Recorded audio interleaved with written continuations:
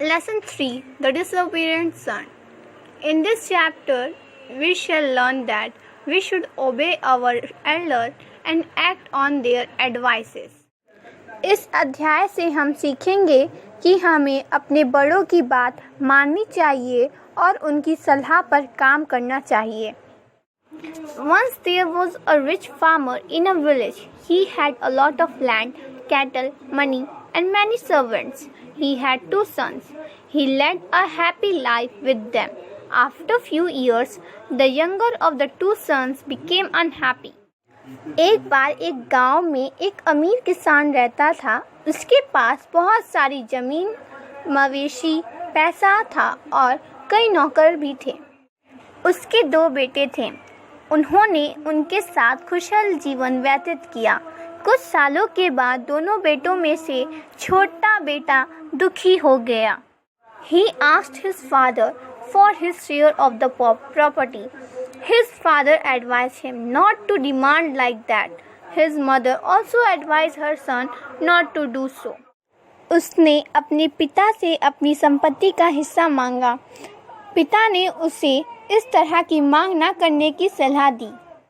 उसकी माँ ने भी ऐसा ना करने की सलाह दी. But he would not listen to his parents' word. He got his share and sold them.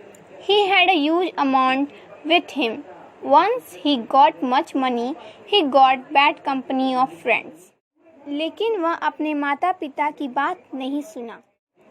उसने अपना हिस्सा पा लिया और उन्हें बेच दिया. उसके पास एक बड़ी राशि थी. उसके पास बहुत पैसा था. उसे दोस्तों की बुरी संगति मिल गई. With this amount, he traveled to a distant country where he did all he wished. He had another bad company of friends there as well. Because of this, he fell into evil ways. All the money was gone. He became poor.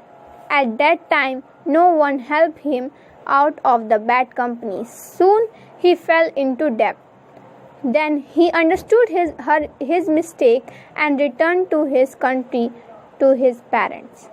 He afterwards obeyed his parents and led a happy life.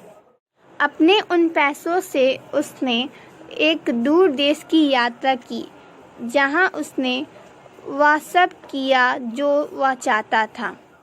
उसे और भी कई बुरी संगतियां मिल गईं.